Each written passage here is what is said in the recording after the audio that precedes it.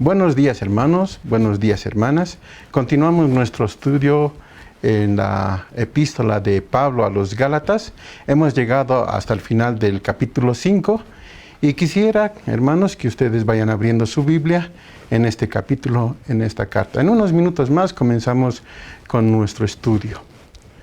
¿Cómo están, hermanos? Espero que estén muy bien, con el favor de nuestro Señor. Cada vez que se me permite estar predicando la palabra de Dios, es un gran privilegio para mí.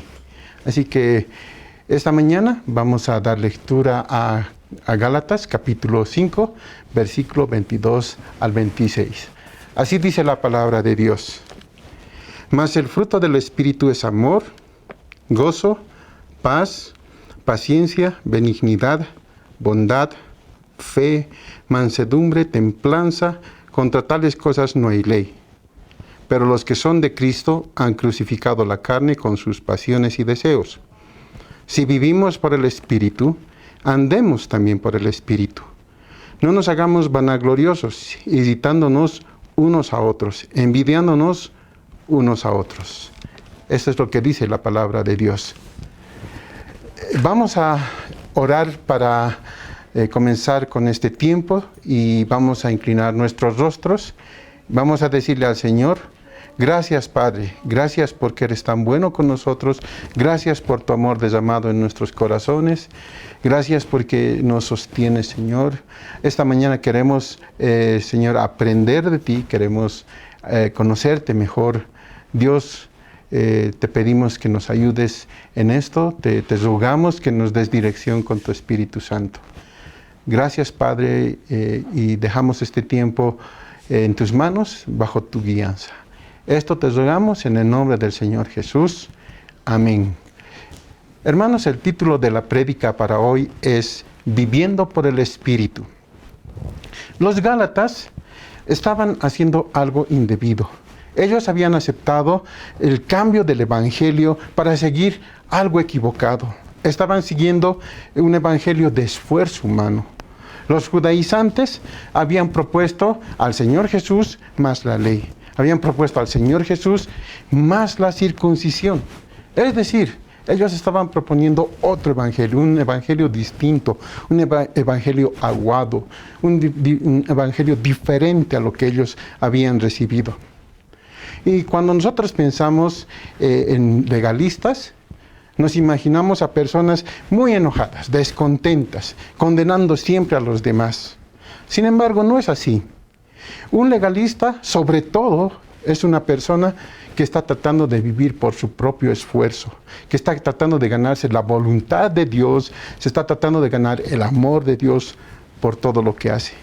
Y pienso que así como en el tiempo de Pablo, en el primer siglo, habían muchos legalistas, hoy, en nuestras iglesias evangélicas también existen muchos legalistas. Hay hombres y mujeres tratando de agradar a Dios, tratando de tener una relación con Él por sus propias fuerzas. Hermanos, cuando un hombre, cuando una mujer tratan de vivir agradando a Dios por sus propias fuerzas, lo primero que hacen es no disfrutar de la gracia de Dios. No pueden disfrutar de la libertad que nuestro Señor Jesucristo les ha dado. No pueden disfrutar de la obra de Dios en sus vidas. Escuchen bien, hermanos. Por un lado, ningún ser humano puede acercarse a Dios sobre la base de sus buenas obras. Por el otro lado, nadie, ningún ser humano puede tener comunión, puede tener relación íntima con el Señor por sus propias fuerzas o por sacrificios que ellos hagan.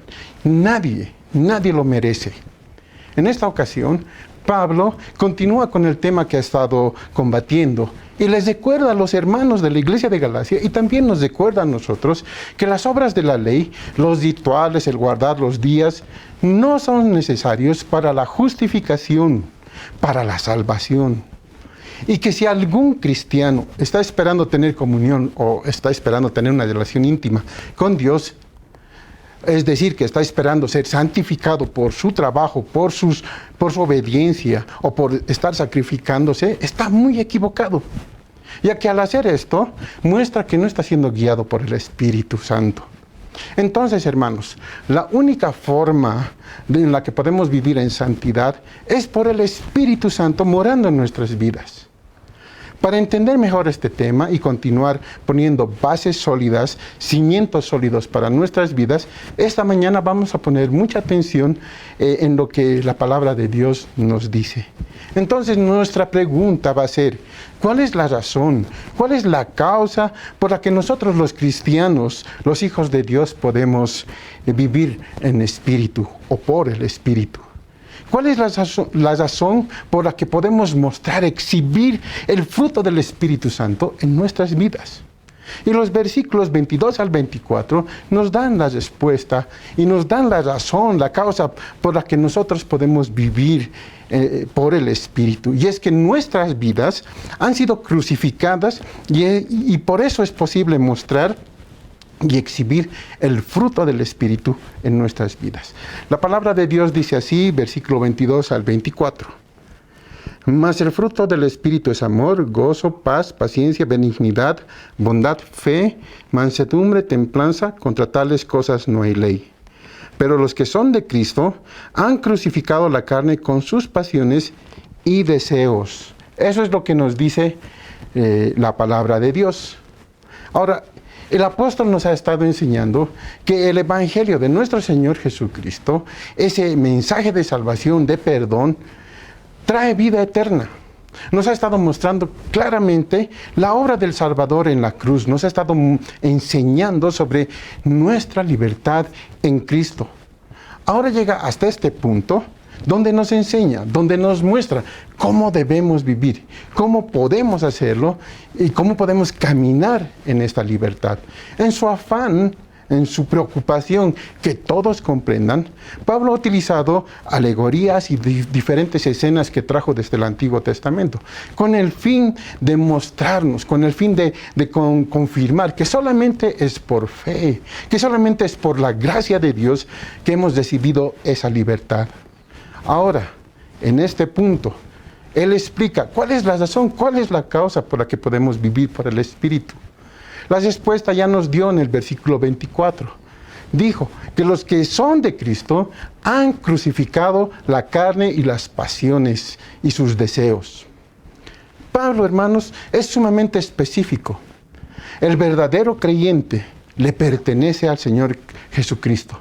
Él ha sido justificado, no hay duda. La realidad del verdadero cristiano es que ha crucificado la carne con sus pasiones y deseos. Y cuando el apóstol Pablo nos habla de la carne, pasiones y deseos, se refiere a la naturaleza humana antes de ser crucificados juntamente con Cristo. La muerte en la cruz es un hecho pasado, ya sucedió, es una realidad para todo creyente. Hermanos, cada uno de nosotros participamos por fe con nuestro Señor Jesucristo en su crucifixión. Estábamos con Él cuando fue clavado en la cruz. Estábamos con Él cuando Él encomendó su espíritu en las manos de su Padre. Y también estábamos con Él cuando resucitó.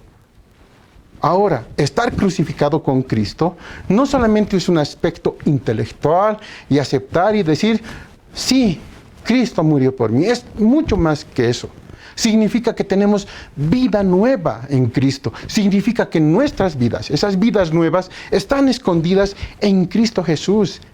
Significa que ahora tenemos al Espíritu Santo morando en nosotros, viviendo en nosotros.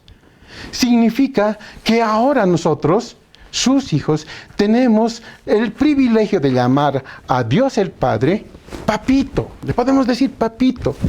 Significa que el Espíritu Santo nos está transformando día a día a semejanza de nuestro Señor Jesucristo. Eso es lo que significa.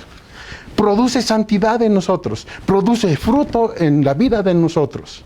Entonces nosotros podemos entender, podemos comprender que la razón, el motivo por el cual nosotros podemos estar mostrando, estar exhibiendo el fruto del Espíritu en nuestra vida, es porque nuestras mismas vidas han sido crucificadas juntas con las de Él. Eso es lo que nos enseña la palabra de Dios. Eso es lo que nos dice. Hemos sido crucificados con Dios. La obra de la cruz, hermanos, es el inicio, es el principio de todas nuestras vidas. La obra de la cruz da a luz a un nuevo ser que vive solo por fe en la suficiencia absoluta de Cristo Jesús. Por otro lado, la obra de santificación del Espíritu Santo es el fruto que viene a nuestras vidas. Ese es el factor que acompaña, es el factor que afianza, que fortalece, que avala y ratifica la obra de la cruz. Nuestra muerte y nuestra resurrección con nuestro Señor Jesucristo. Hermanos, la obra de la cruz y la obra de santificación del Espíritu Santo son la verdadera esencia de la vida cristiana. Y aunque el apóstol Pablo presenta 9 diferentes aspectos de ese fruto, es necesario que nosotros siempre lo tomemos de una manera integral, ¿no? Integral. Ahora, cuando leemos, cuando estudiamos estos versos, tenemos que tener cuidado de entender. El Espíritu Santo no fabrica cristianos competentes, cristianos capacitados, aptos, que por tener el fruto del Espíritu pueden vivir para Dios. Eso no dice la palabra de Dios. Y saben, por mal entender esto, hay muchas equivocaciones, porque el cristiano se esfuerza, quiere producir, quiere exponer esas virtudes por medio de ejercer su propia fuerza de voluntad. Y muchos hermanos tal vez están mostrando paciencia, o tal vez pueden mostrar gozo, bondad. Tal vez algunos pueden llegar a amar, a mostrar mansedumbre, ejerciendo esa voluntad. Pero saben, ellos están produciendo por sí mismos un fruto que es de plástico, un fruto que no es genuino, que no es comparado con la realidad del fruto del Espíritu Santo. Hermanos, el fruto del Espíritu es el carácter del Señor Jesús producido por el Espíritu Santo en la vida de todo creyente. Nosotros, hermanos, no podemos producir fruto espiritual. No lo podemos hacer, no podemos imponer desde afuera el fruto, no podemos fabricar un fruto por nuestras fuerzas, no es así. El Señor Jesús dio la misma enseñanza y dijo: yo soy la vid verdadera, vosotros los pámpanos, el que permanece en mí y yo en él, éste lleva fruto. Porque separados de mí, él dijo, nada podéis hacer. Así que nuestra vida está siendo transformada constantemente. Nuestro cambio va a ser visible en pensamiento, va a ser visible en nuestras decisiones, en nuestras acciones, porque nuestro Señor Jesucristo habita en nosotros. Estamos formando la mente de Cristo en nosotros. Ahora, cuando estudiamos el fruto, algunos estudiosos sugieren la siguiente división, ¿no? de estas 9 virtudes del Espíritu. Proponen 3 agrupaciones de 3. El primer grupo es el amor, gozo y paz. Y ellos dicen, son los hábitos de la mente del Señor Jesucristo en términos generales. El segundo grupo es la paciencia, benignidad, bondad. Y los estudiosos dicen, esas son las cualidades de la mente del Señor Jesucristo. Eso es lo que debería de tener un creyente en relación con los demás. El tercer grupo es la fe, la mansedumbre y la templanza. Estos son los principios de la mente del Señor Jesús, que dirigen la conducta, que dirigen la honestidad, la gentileza, la templanza de cada creyente. Ahora yo les propongo que veamos el fruto del Espíritu. El amor, hermanos, refleja una decisión personal. Es más que un simple emocional y de cariño hacia otras personas. El amor voluntario se demuestra en el servicio y el sacrificio por el bien de otros. Ese es el amor que el Señor Jesucristo ha tenido por nosotros, que demostró por nosotros cuando se dio en sacrificio por nuestros pecados. Cuando amamos a Dios con todas nuestras fuerzas, cuando amamos a Dios con nuestro corazón, con el alma, con la mente, con todo, y amamos a nuestro prójimo como a nosotros mismos, estamos mostrando al mundo que le pertenecemos a Jesús, al Señor. mostramos eso. El gozo significa alegría y deleite. Es un sentimiento basado en realidades espirituales. Por eso tenemos gozo. Ese gozo llena a todo verdadero creyente al saber que está bien, que hay una buena situación entre Él y Dios, que ya estamos en paz con Él. Y este es el ánimo constante del creyente que se enfrenta a situaciones adversas y o también se puede estar alegre en situaciones favorables. La paz describe la armonía entre Dios y el hombre y da a entender, en un sentido, descanso y estar satisfecho. ¿Saben? La paz no depende de las circunstancias. Los hijos de Dios, nosotros podemos tener confianza que Dios cumplirá con su promesa de que todas las cosas ayudan a bien. Y eso nos trae paz. Y esta confianza le da tanto gozo como paz. Pero, ¿saben, hermanos? La paz es mucho más duradera. Sí, porque el gozo puede llegar a terminarse. Porque ahora nosotros sabemos que estamos justificados por la fe en nuestro Señor Jesucristo. Y cuando estamos en paz con Dios, el Espíritu Santo también nos guía a ser pacíficos, pacientes con los demás. La paciencia, hermanos, da a entender tolerancia, da a entender paciente sufrimiento. Es decir, el que practica paciencia soporta las ofensas, los insultos y todo el daño que quieran hacerle otros. La paciencia, hermanos, es una característica de Dios, es una característica divina. La Biblia dice que Él es lento para la ira. Y ese es ejemplo de paciencia que sus hijos, nosotros, debemos seguir y practicar. La benignidad da a entender un corazón benevolente, da a entender un corazón amable, es una persona servicial, generosa, agradable. Benignidad es una palabra que se utiliza con frecuencia para describir la manera en que Dios se relaciona con su pueblo. Él es benigno con nosotros. Benignidad también describe la forma en la que deberíamos de tratar nosotros a las personas que fracasan. Dios podría ser duro con nuestras fallas. Sí, podría ser, pero es un Padre amante y nos ama y Él sabe que sus hijos están aprendiendo. El deseo de todo creyente debe ser tener esa benignidad para con todos. La bondad describe todo aquello que es bueno en su carácter o en su constitución. La bondad es el amor en acción, es la excelencia moral y espiritual que todo creyente debe practicar. La fidelidad es la manifestación del fruto del Espíritu que tiene que ver con lealtad, que tiene que ver con confianza.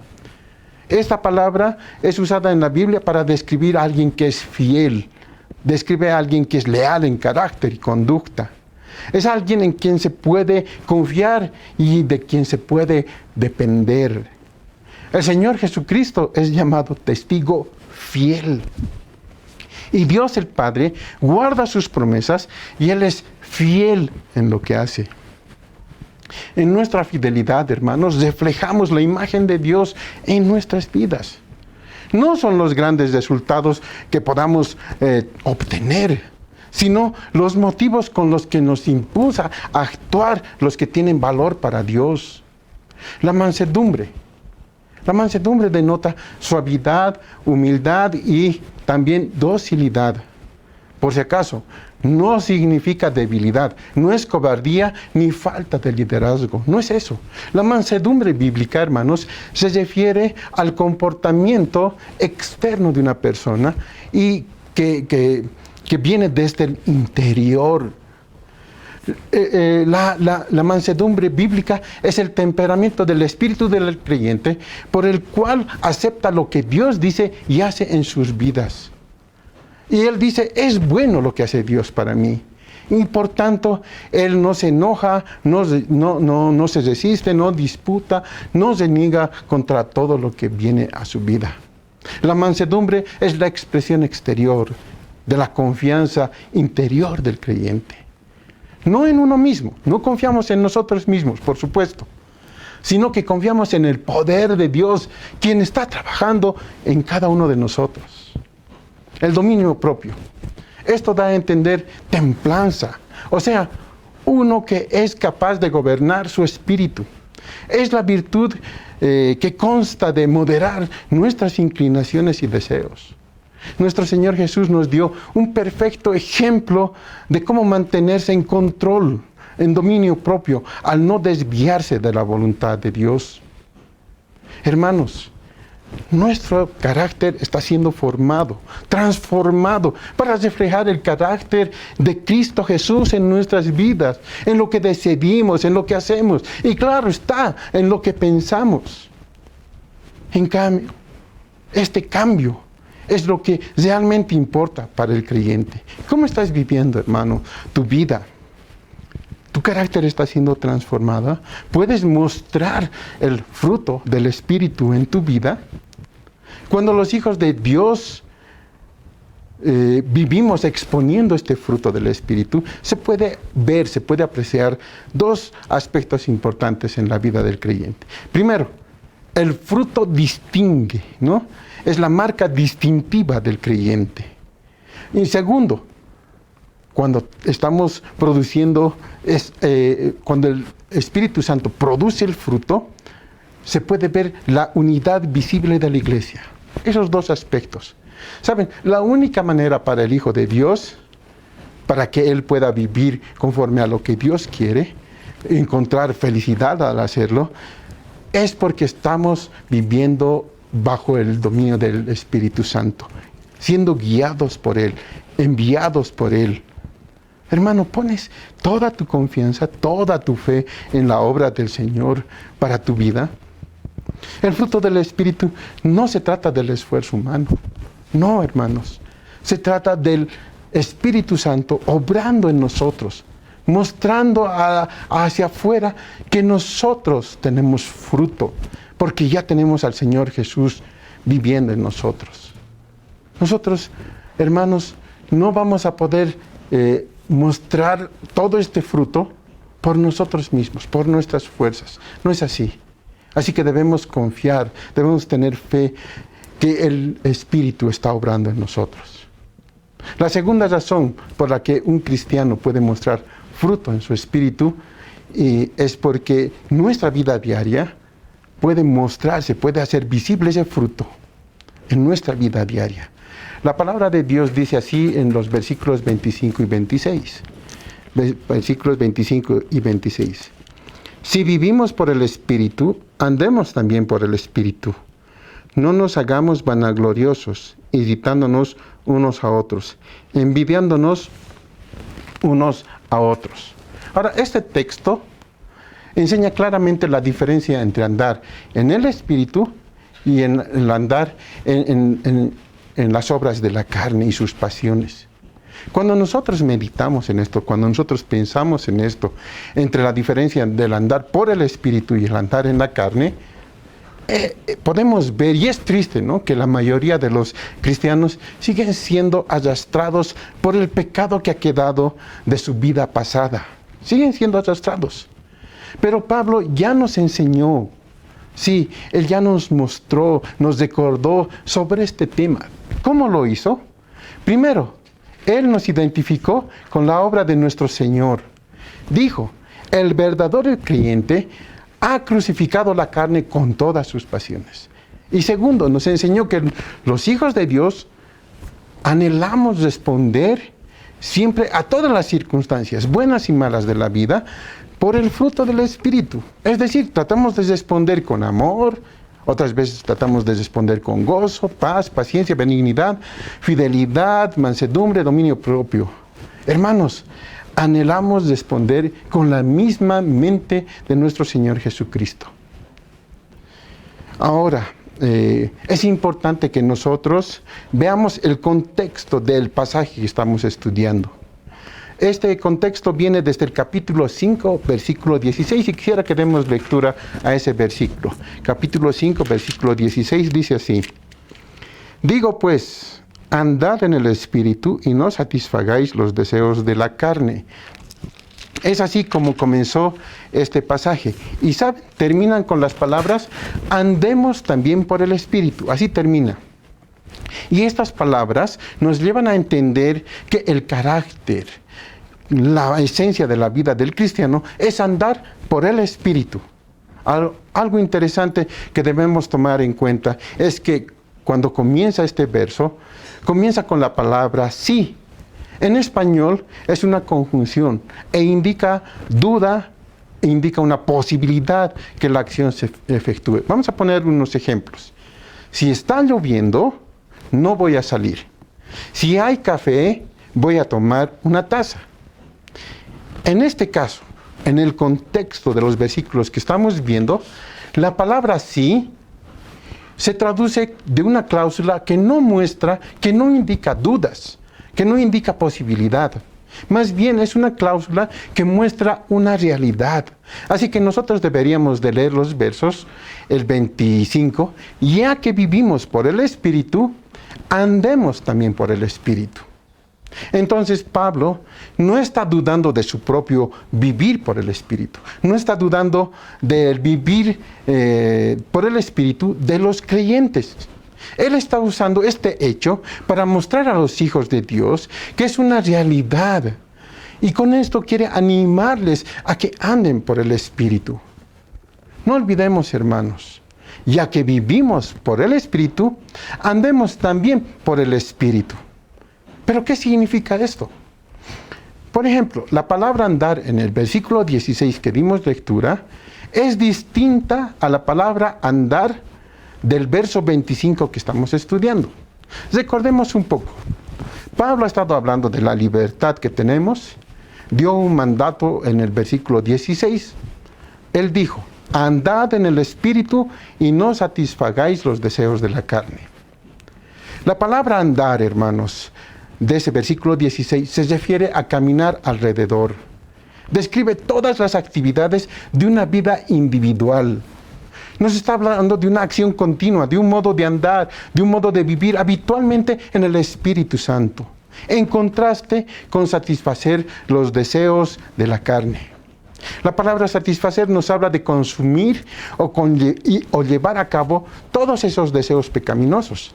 Habla de ese pecado que sobra. Habla de ese pecado que es un desecho inservible. Sin embargo, hermanos, el residuo, los escombros de la antigua manera de vivir atraen y desconciertan a los hijos de Dios. Ahora debemos tomar en cuenta que no se trata de reprimir o dominar o contener los deseos pecaminosos. No dice la palabra. Más bien, se trata de que cada uno de nosotros, los creyentes, nos rindamos, nos entreguemos, nos sometamos a la dirección y a la guía del Espíritu Santo. Eso es lo que nos dice.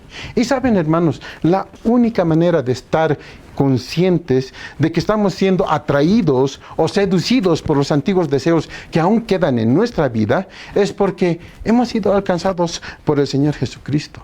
Nosotros, antes de ser rescatados, antes de ser comprados por el amor del Señor Jesús, no sabíamos, no entendíamos nada. Simplemente vivíamos cada día sumergidos en nuestros delitos y pecados. Así vivíamos, atrapados en la corriente del mundo.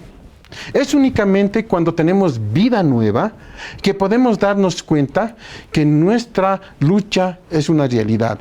Nos podemos dar cuenta que nuestra lealtad está claudicando y que esa naturaleza pecadora, aquella que ya ha muerto en la cruz, nos está llamando, nos está seduciendo.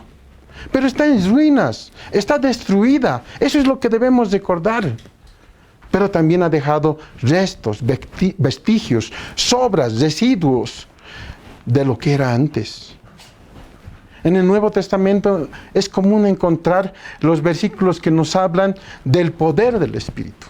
Es común encontrar que nos hablan de orar en el Espíritu, de hablar en el Espíritu, de vivir en el Espíritu. Y de otras cosas más. Y al hacer estas cosas por el Espíritu, se hace común para el creyente. Es una vida para el creyente. Es simplemente, hermanos, tener las cosas bajo la autoridad y el poder del Espíritu Santo.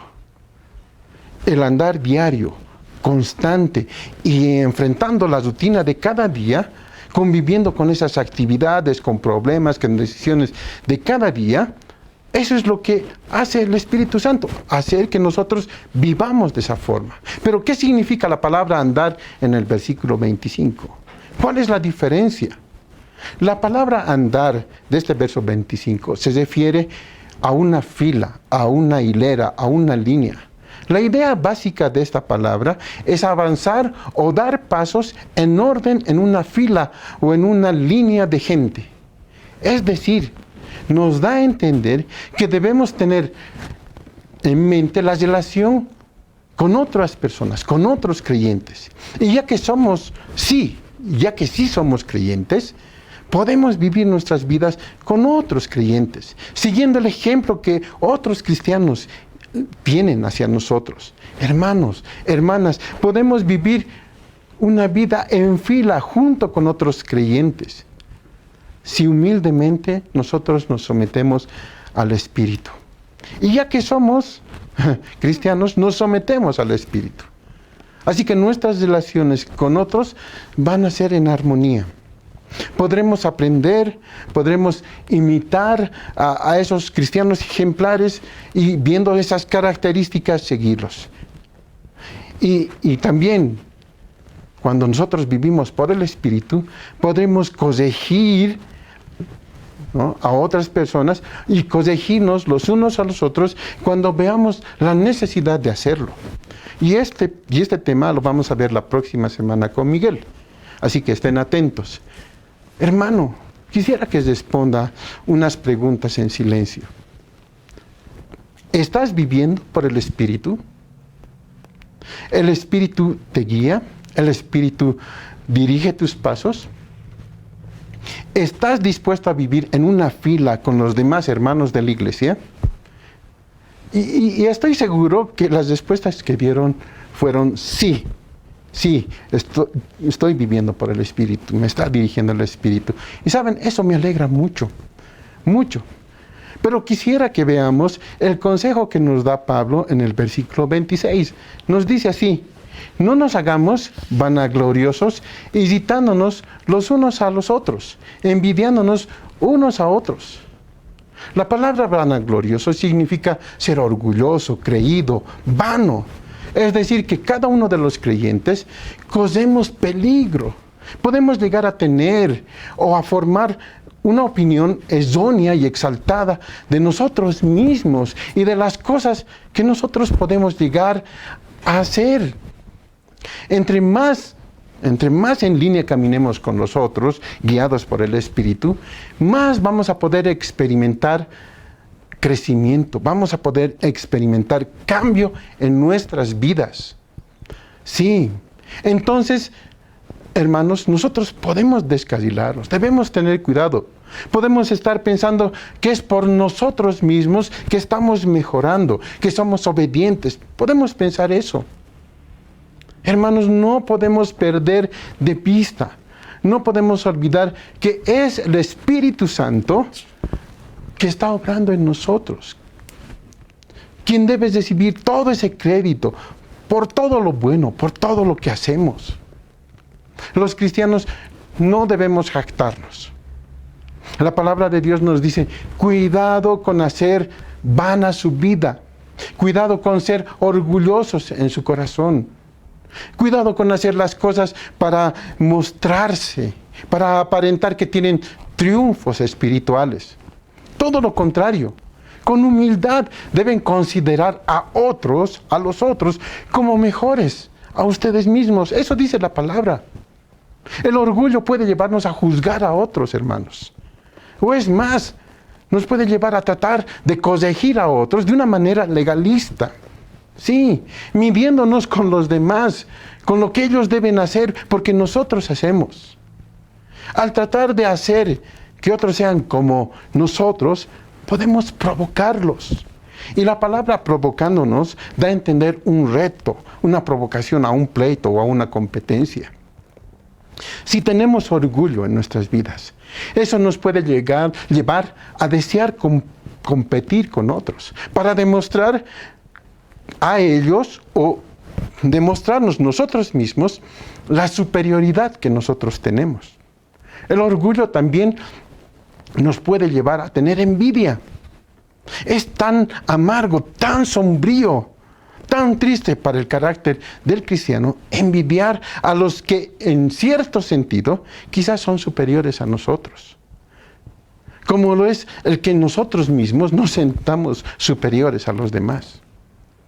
Tratar de impresionar con superioridad es con frecuencia solo un esfuerzo para ocultar sentimientos de inferioridad. Pensando que en realidad hay otros superiores a nosotros. Hermanos, la envidia conduce al odio y este conduce a la venganza.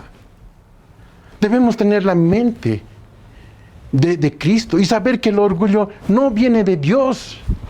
Tenemos que pedir a Dios que nos dé humildad, el cual sí complace al Señor. Cuidado, hermanos. Nada es más ofensivo para los demás que la presunción que nosotros somos más virtuosos o superiores a ellos. El orgullo habla de mentiras al corazón, habla de un carácter del creyente que está equivocado. Debemos ser controlados, debemos ser guiados por el Espíritu. Saben, tenemos una nueva vida en Cristo, una nueva vida en el Espíritu. Debemos vivir, debemos caminar, debemos conducirnos conforme a lo que nosotros somos ahora y no conforme a lo que éramos antes de ser libertados por el amor, la gracia, la misericordia de nuestro Salvador y Señor en la cruz. Hermano, hermana, el fruto del Espíritu es algo que no se puede lograr por esfuerzos humanos, no se puede hacer. Es imposible producir y mostrar alguna de estas virtudes por medio de ejercer nuestra propia fuerza de voluntad. No lo podemos hacer. El Espíritu Santo nos está moldeando. Moldea nuestros pensamientos, moldea nuestro carácter y esto hace que sea visible nuestras acciones hacia el exterior. Cada vez que amamos a un enemigo, cada vez que tenemos paciencia, bondad ante la ira de otra persona, cada vez que resistimos la tentación de ganar una discusión a toda costa, estamos mostrando benignidad, paciencia y mansedumbre. Hermano, estás exhibiendo el carácter de nuestro Señor en tu vida. Todo lo que hagas debe ser en obediencia a Él, llevando fruto del Espíritu. Tu vida, hermano, tiene sentido, tiene un propósito. Porque no solo estás en el plan de aquel que gobierna todo, sino también en su familia. Somos parte de su familia. Ahora somos sus hijos. La vida que nuestro Señor Jesús vive en nosotros está siendo reproducida hacia afuera. Pueden observar nuestras vidas y ver que estamos viviendo de esa forma. Hermano, hermana, ¿cómo está tu carácter? ¿Cómo estás siendo guiada por el Espíritu Santo?